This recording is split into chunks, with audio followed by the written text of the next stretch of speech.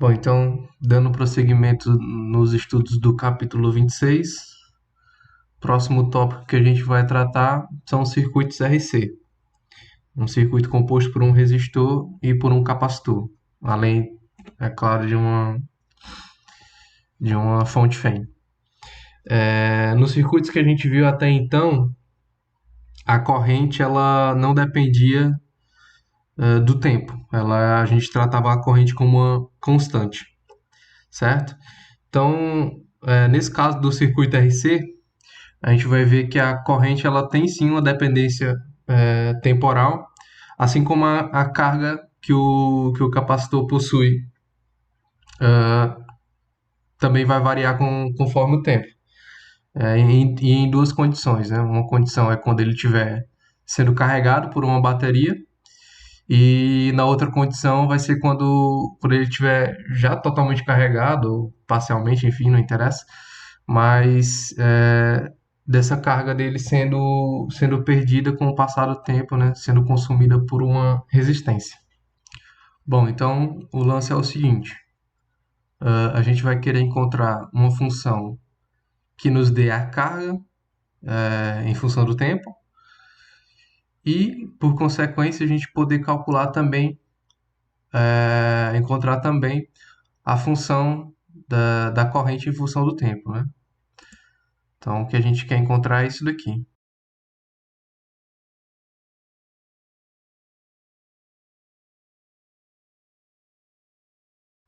Só que antes da gente tentar encontrar esses valores, vamos só dar uma olhadinha como que funciona esse circuito. Quando a chave for fechada, né, vai haver um fluxo de cargas nesse sentido aqui, certo? E ela vai passar também pela resistência e ela vai chegar aqui nos terminais do capacitor.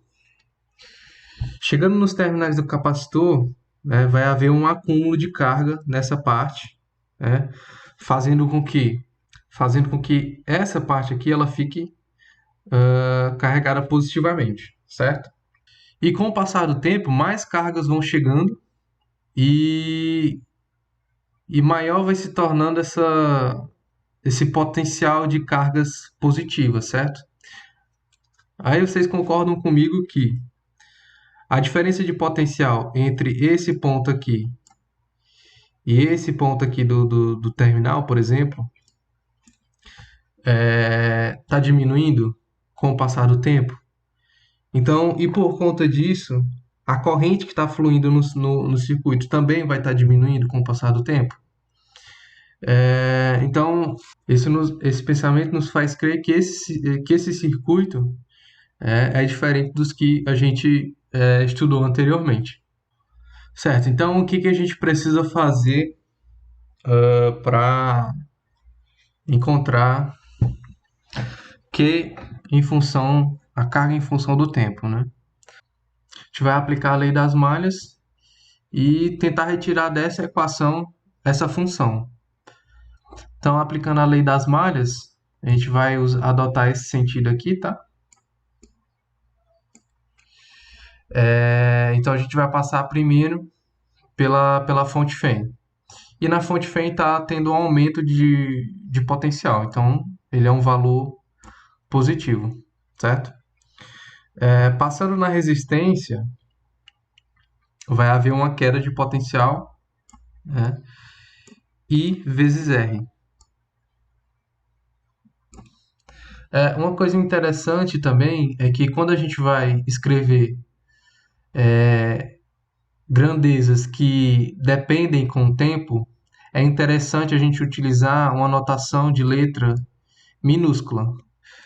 A gente utiliza as letras maiúsculas para representar grandezas que são constantes, certo? Então, como o i aqui a gente já viu que ele vai variar com o tempo, por conta da diferença de potencial que vai estar variando aqui entre, entre o terminal positivo da bateria e o terminal positivo do capacitor. Então a gente escreve o i como sendo minúsculo, né? por conta da variação da diferença de potencial que acarreta na variação da corrente. Beleza. E aí, por fim, a gente passa pelo capacitor. Vai ter outra queda de potencial, certo? Uma queda de Q sobre C. Por que Q sobre C? Bom, a gente já estudou anteriormente, né, uma equação para o capacitor, que é essa, Q é igual a C vezes V, né?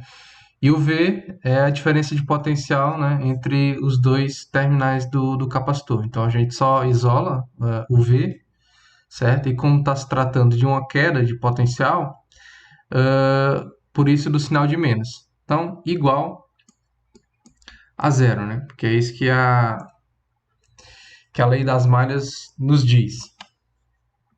Beleza. A partir daqui, a gente tem que lembrar, né, que a corrente, por definição, é igual a dq sobre dt, certo? E a gente vai fazer essa substituição.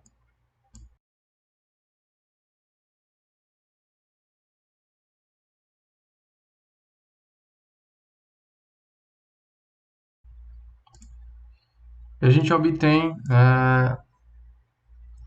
essa expressão, essa equação, certo? Então, a partir de agora, a gente vai só reorganizar. Eu vou passar esses termos, né, que estão negativos para o outro lado da equação, certo? Vai ficar assim.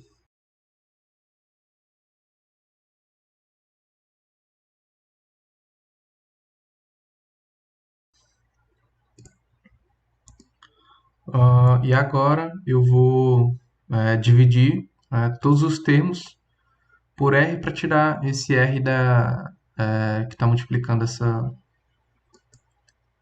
derivada, né? Essa variação.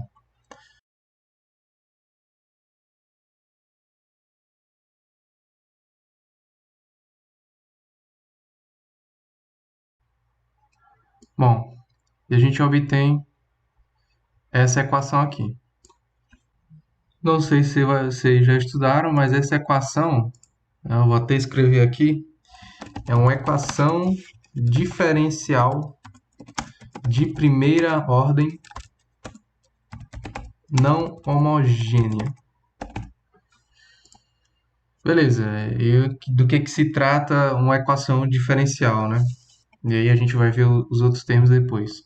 Bom, ao contrário das equações comuns, né? Por exemplo, essa equação aqui. X² mais 2 é igual a 6. A gente passa o 2 para o outro lado, vai ficar x² é igual a 4. X² é igual mais ou menos a raiz de 4. Então aí vai dar dois valores, né? 2 e menos 2, certo? Então essa equação aqui, ela nos entrega um número. No caso aqui, ela, por ser ao quadrado, ela pode nos dar até dois valores. Nos deu 2 e menos 2. As equações diferenciais, né, a resolução dela nos entrega funções, certo? E é exatamente o que a gente quer. A gente quer encontrar uma função, né, que nos dê a carga em função do tempo. Então, se a gente resolver essa equação, a gente obtém isso, certo? E ela é de primeira ordem porque o termo aqui da taxa de variação dela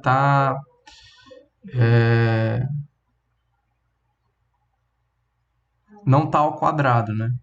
Então, ela é uma derivada primeira. Se fosse uma derivada segunda em relação ao tempo, seria de segunda ordem.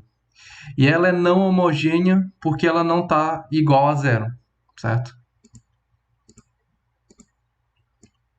Bom, então vamos resolver ela agora. Bom, o que eu vou fazer na realidade agora é passar esse termo aqui para o outro membro da equação, né? Só que ele fica negativo, certo?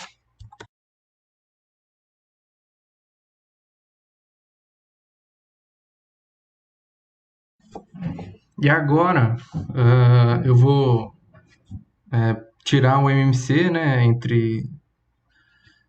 Não tirar o MMC, mas vou deixar aqui depois da igualdade, eu vou multiplicar esse termo aqui por C, e ao mesmo tempo que eu faço isso, eu tenho que dividir por C também, né? Para não alterar a equação, certo? Aí eles ficam com um denominador em comum.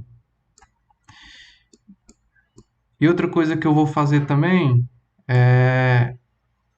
Eu vou deixar aqui multiplicando por menos 1, e quando eu faço isso, eu meio que eu troco a ordem dos valores, certo? Então aqui vai ficar Q menos CY. Então, quando eu multiplico por menos 1, eu meio que troco a ordem dos valores, né? Para o segundo ficar positivo e para o primeiro ficar negativo, certo? E ele continua sendo igual a dq sobre dt. Beleza, e agora? Eu tenho essa equação. Bom, agora é interessante a gente meio que separar as variáveis, né? Esse tempo aqui é ideal eu deixar ele de um lado e o Q, né, eu deixar ele do outro lado da equação para que eu possa, né, realizar a integral, certo? Então é isso que eu vou fazer. O termo que tem Q, eu vou passar para o primeiro membro e os termos referentes ao tempo eu vou passar para o segundo membro. Então vai ficar assim.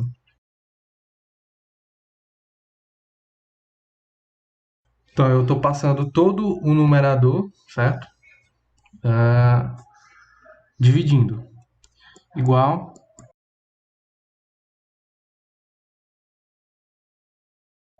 menos 1 sobre RC dt. Agora a gente integra os dois lados da equação.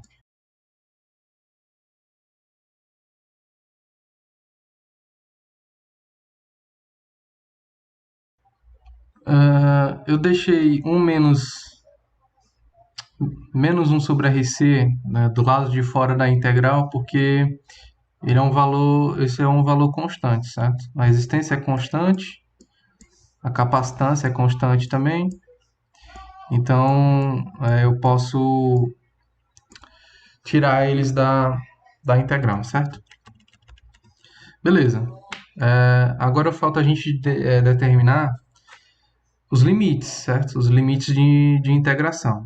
Então, para o tempo t igual a zero, né, que é um instante inicial, eu vou dizer que ele é zero. Então, eu posso escolher isso, certo?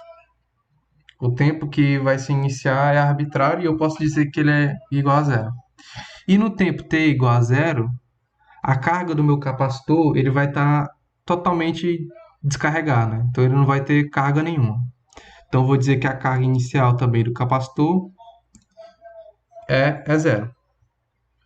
O tempo final eu posso escrever como sendo um tempo genérico qualquer, né, que eu possa escolher. E a carga nesse tempo também vai ser uma carga genérica, certo? Beleza. Definido já os limites de integração, a gente já pode resolver a integral. Vamos começar logo pela mais fácil, né? A integral de dt é simplesmente t, né? E aplicando já os limites de integração final menos inicial, o inicial é zero, então só descarta, vai ficar só o final. Então fica 1 fica menos, na realidade, T sobre RC. Já essa integral aqui é um pouco mais delicada, mas a gente pode dizer que a gente pode utilizar substituição de variável, tá? Vou até fazer aqui com outra cor. Eu vou dizer que U é igual a Q menos CY. Então, DU é igual a DQ. Então, fazendo essa simplificação, a gente fica com integral de 1 sobre U du. E o resultado dessa integral, a gente sabe que é ln de U. Beleza? Sabendo isso, então a gente só retorna para a variável inicial, certo? E a resposta da integral fica sendo o quê? Fica sendo ln, vou escrever aqui bem antes, para dar espaço, ln, e ele vai estar variando de 0 a q, certo? E a gente aplica agora essa variação. Então vai ficar o quê?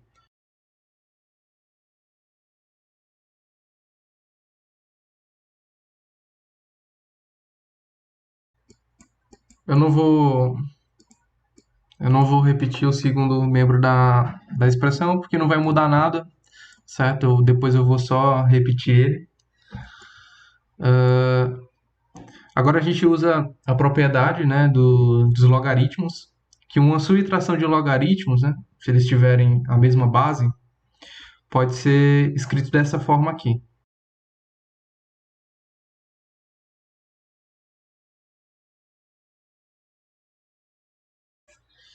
Pronto. Pode ser escrito dessa forma aí, como uma divisão, né, dos dois argumentos, certo? Do logaritmo. Beleza. Agora a gente utiliza outra propriedade do logaritmo, né? A gente vai elevar os dois termos, os dois lados da equação a e, porque o logaritmo natural, né, ele é de base e, né? E o e é o número de Euler, certo? Se a gente elevar os dois lados da equação por e, a gente cancela, né, o logaritmo e fica só com q menos cy sobre menos cy é igual elevado a menos t sobre RC. Então a gente obtém essa equação. E agora a gente vai só dar uma organizada nela, né? Passar multiplicando e arrumar aí os termos. E a gente pode escrever ela, né, a forma final dela, como sendo assim.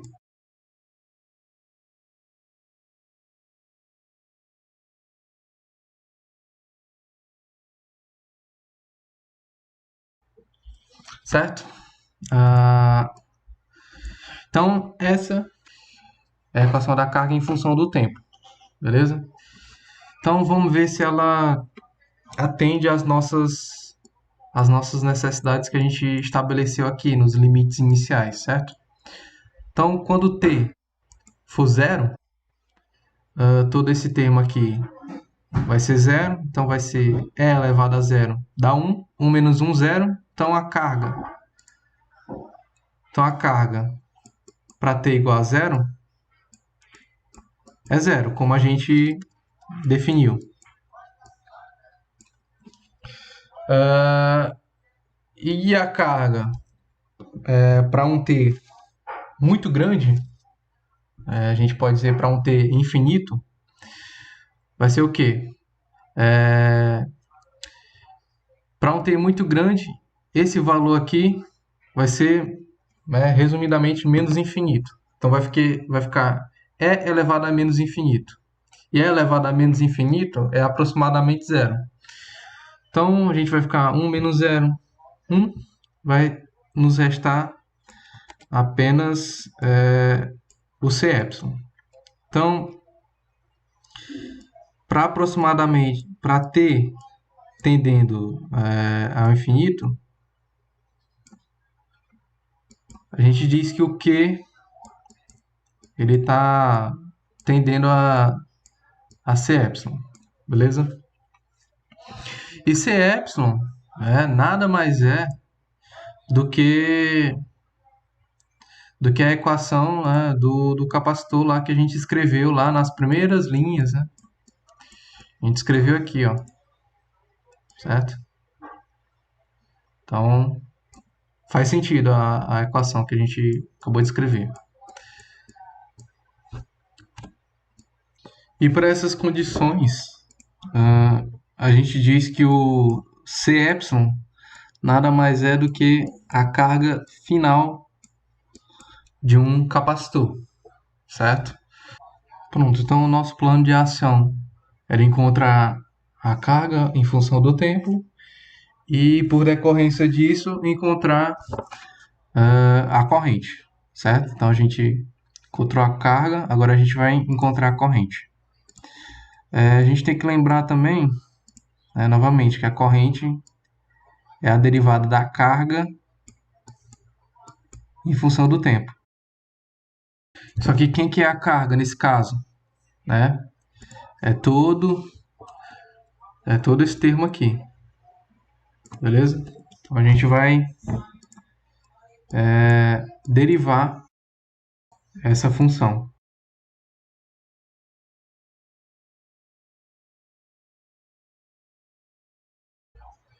Bom, então a gente vai calcular essa derivada, certo? Então,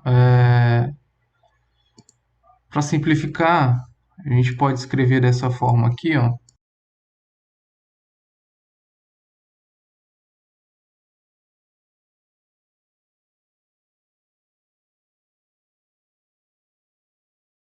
Agora a gente usa a regra da soma, então a gente deriva essa parte aqui, aí menos, repete, e depois deriva essa, certo?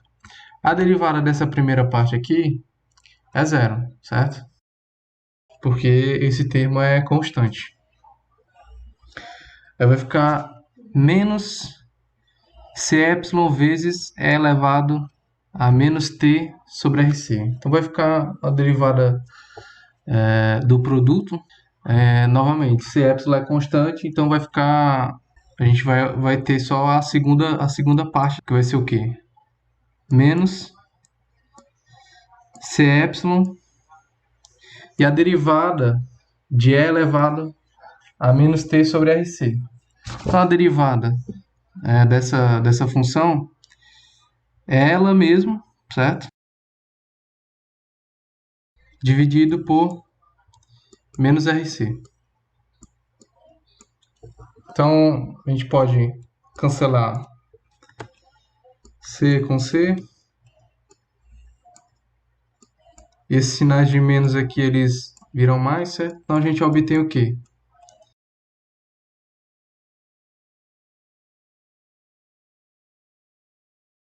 Então, essa expressão aqui,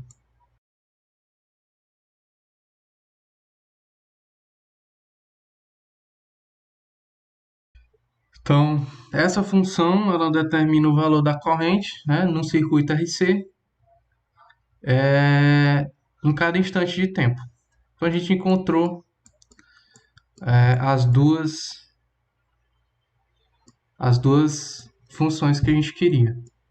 Então, essas são as duas funções para o caso do capacitor sendo carregado. E nas duas elas têm um caráter exponencial, certo? São funções exponenciais. E por conta disso, elas têm assíntotas. certo? E as assíntotas delas, elas dizem coisas particulares sobre as funções. Então, eu vou estar passando uma animação agora das funções, né, crescendo em função do tempo, para vocês verem esse caráter assintótico.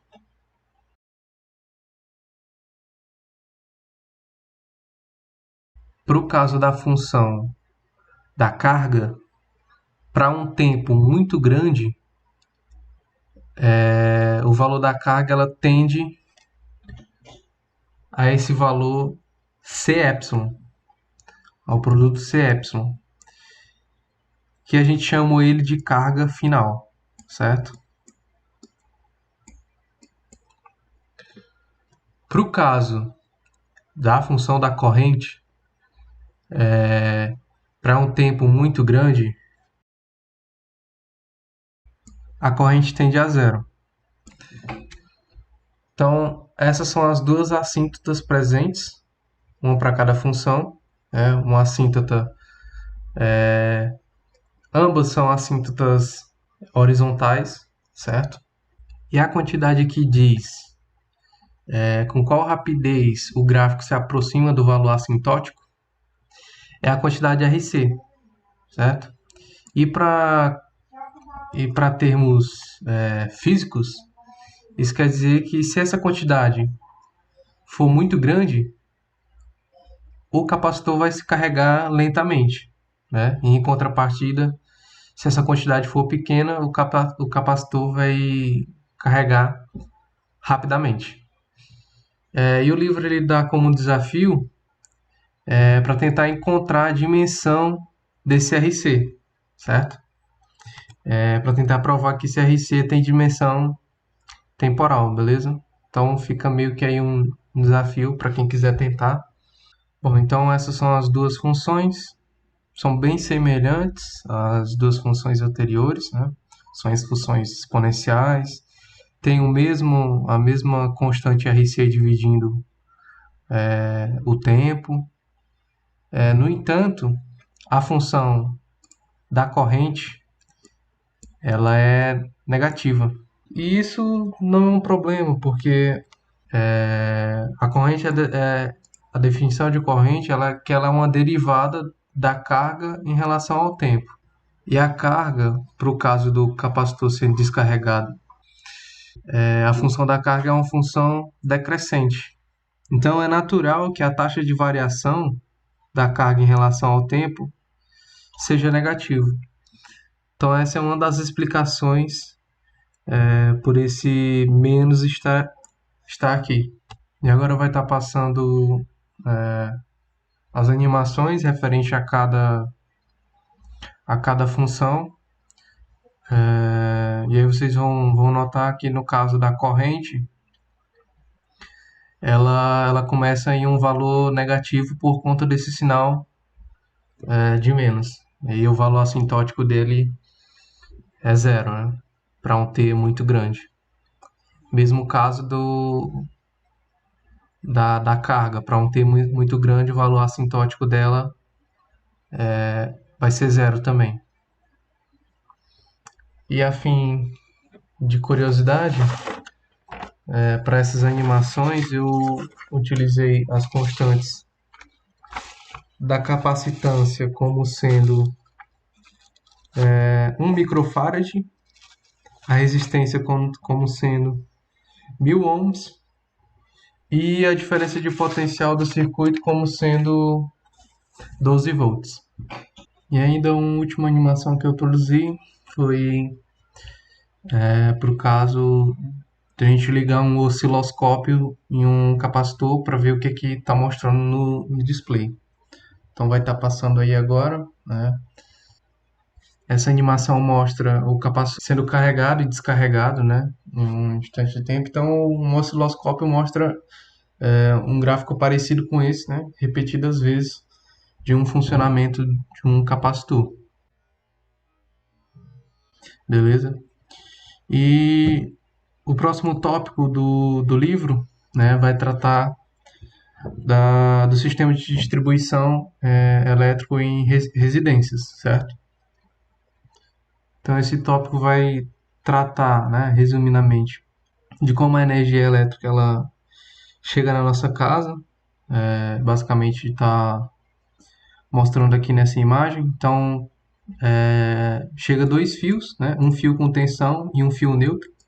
Esse fio neutro, idealmente, ele tem que ter uma tensão próxima de zero, né, 0 volts, certo? E às vezes, né, para uma maior segurança, né, a gente precisa ter um terceiro fio, né, que está explicado aqui nessa imagem, da importância de se ter o fio terra, certo?